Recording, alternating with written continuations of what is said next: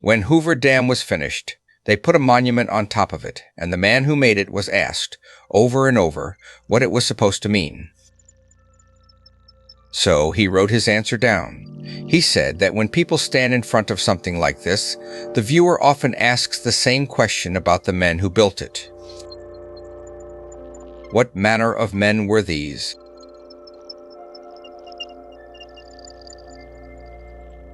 So let us ask the version of that question the record can actually answer. How many of them died building it? The agency that built the dam still publishes the answer on its own website. 96.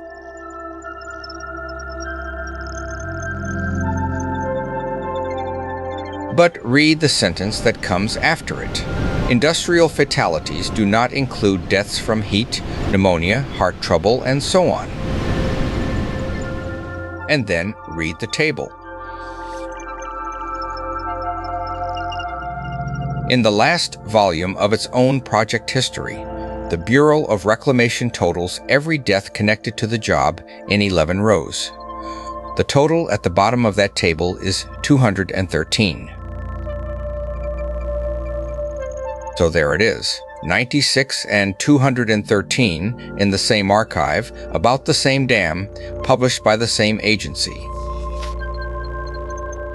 The difference between those two numbers is not doubt.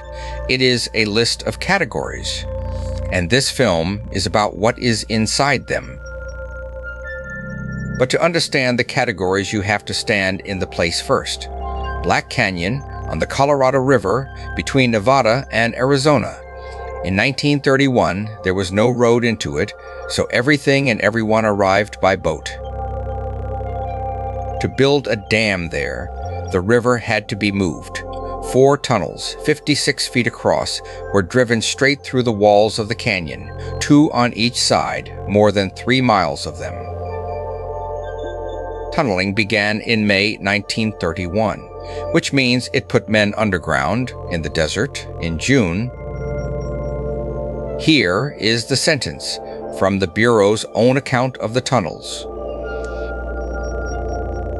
During the summer of 1931, the temperatures in the workings reached 140 degrees Fahrenheit, 60 degrees Celsius. But not in the sun, inside the rock with the compressors running.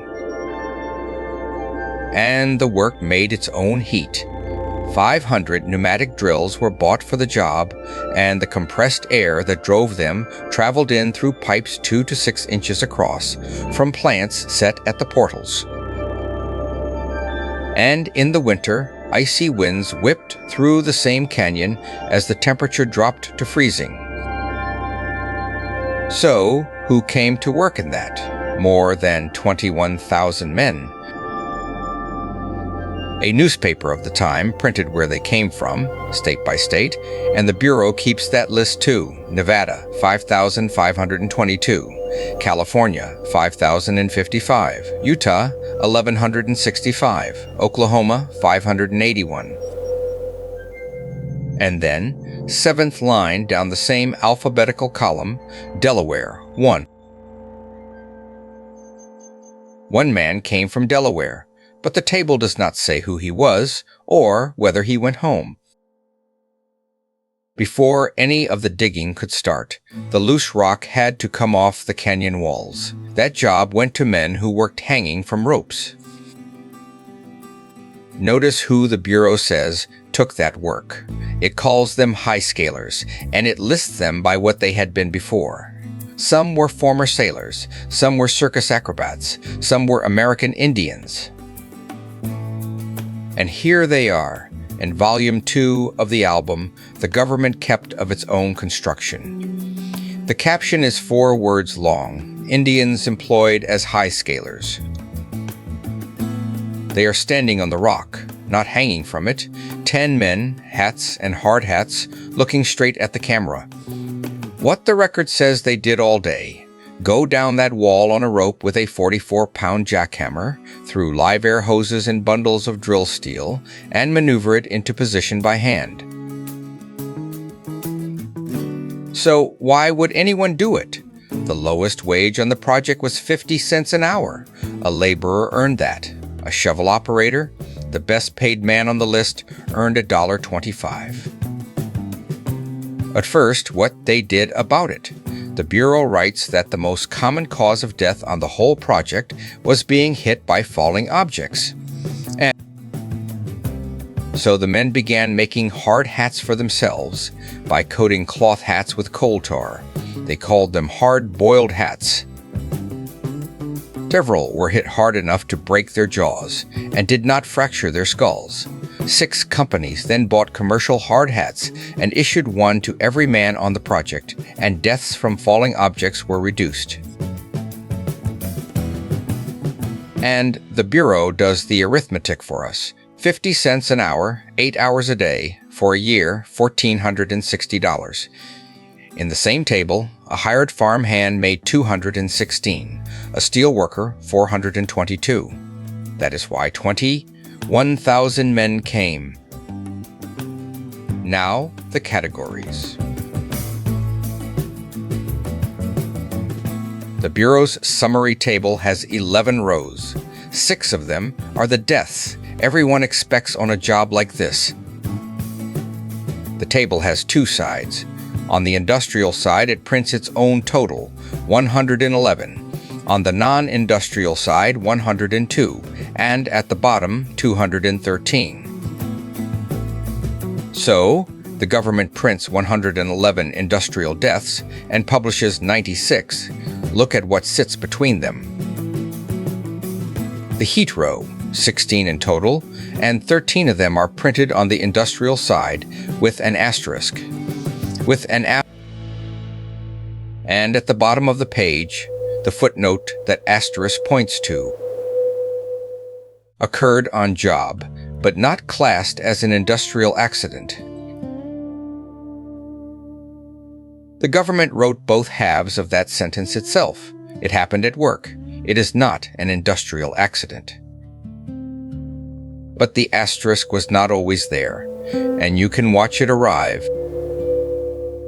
In the volume for 1931, the 16 are printed under a heading. The heading says, Industrial Fatalities. In the volume for 1932, the summary prints the row plainly, Heat Prostration 13. No asterisk, no footnote. And in the volume for 1933, the number has a star on it, and at the bottom of the page, there is a sentence that was not there the year before. The men died in the summer of 1930. The sentence that moved them out of the count was written 2 years later. Then the row that stops you, pneumonia, 42. Every one of them on the non-industrial side, not one in any industrial column. And it is the largest single row on the table, larger than any kind of accident. And one more, other natural causes, 36. The essay says which rows the public number does not reach, and it says it in one line, industrial fatalities do not include deaths from heat, pneumonia, heart trouble, and so on. But the rows are not the point. The names are, because the same document that leaves them out of the total writes every one of them down. Notice that the heat row exists in 1 year only, 1931, the first summer. Now count them, 16 entries. The first is the 25th of June. The last is the 26th of July. 31 days. Raymond Hopland, Mike Madzia, Pat Shannon, Robert Core, A.E. Meredith, Thomas Murray, Earl Parker, John Swenson, Charles Allen, Tom Noonan, Joe Gans, Louis Starnes. And the employer column changes from line to line. 6 companies incorporated which held the contract: Anderson Brothers Supply, Newberry Electric, Lewis Construction, International Truck. The Heat did not belong to one payroll. But 2 of the 16 are women: Grace Mitchell, the 20th of July, Clara Baxter, the 24th. Beside each of their names, where the employer would go, the table says the same thing: residing on reservation but not employed. They were not working on the dam. They were living where it was being built in the same heat, and the record counted them anyway. And then the total left them out. There is one more thing in that list, and it is the reason I made this film. The list of dead does not begin with construction. The Bureau counts it itself 6 years before the dam was authorized and 8 years before construction began, with men surveying the river to find out whether a dam could stand here at all. They worked from barges. 2 of them went into the Colorado and drowned. J.G. Tierney of the Bureau of Reclamation. The table gives the date as the 20th of December, 1922. Now go to the last volume, to the year the dam was finished, and read the column of accidental falls. Patrick W. Tierney, Intake Tower, the 20th of December, 1935. The same day of the year, 13 years apart. The first name on the list and the last, and the same surname on both. The record does not say whether they were related. It prints the 2 names and the 2 dates and stops. And here is where the record turns on itself. The essay on the front of that same website says both of the surveyors drowned in 1922. The table 2 clicks away dates the other man, Harold Kennelly, to the 15th of May, 1921. The Bureau knows. On the same page, it writes that some of the information in the project history was found to be inaccurate and that the record is just not that clear. But there is one more number in the record, and it is the one that made me want to tell this. Concrete gets hot when it cures. The engineers calculated what would happen if they simply poured the dam in one piece. It would have taken 125 years to cool. So, they built it in blocks and ran cooling coils through every one of them. Thin steel pipe laid inside the forms before the concrete went in. River water first, and then chilled water from a refrigeration plant they built on the lower cofferdam. There was a refrigeration plant in Black Canyon. It was for the concrete. And there is one more photograph in the same album, 2 volumes in. Notice what its caption reads: Dual compressor installation serving cooling system, Government Administration Building, Boulder City. And then the one beside it, cooling units as installed in the office engineer's drafting team. I am not going to tell you what to do with that. The government photographed all of it and filed all of it in the same albums in the same years. The men worked in 140 degrees, and 16 of them are in a row. The total does not add.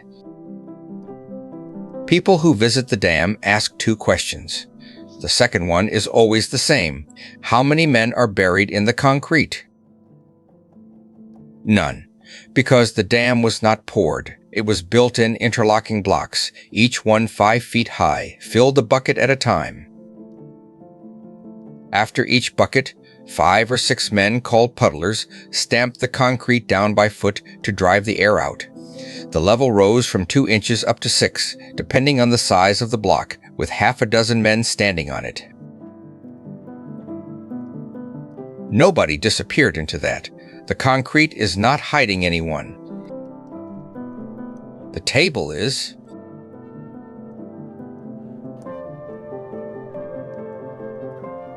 So go back to the sculptor. He said the sculptor tries to answer that question objectively by interpreting man to other men in the terms of the man himself. He said that in each of these monuments you can read the characteristics of these men, and on a larger scale, the community of which they are part. He was right, but not about the sculpture. The thing you can read them in is the ledger. And he made one more thing here. The same essay says it plainly. Hansen also designed the plaque commemorating the 96 men who officially died during the construction of Hoover Dam. Officially, the word is the agency's, not mine. And then read what the plaque itself says. It does not say 96. It says the United States of America will continue to remember that many who toiled here found their final rest while engaged in the building of this dam. So the bronze says many. The plaque commemorates 96, and the table says 213. 96 is not a lie. It is a definition. Somebody decided that dying of the heat you were standing in was not dying of the job and wrote the rule down. So, what manner of men were these? 213 of them, and the monument counts 96. They were here. The record just filed some of them somewhere else.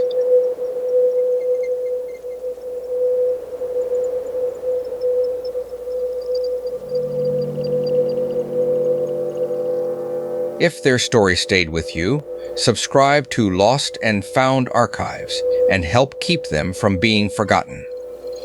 New faces from before living memory.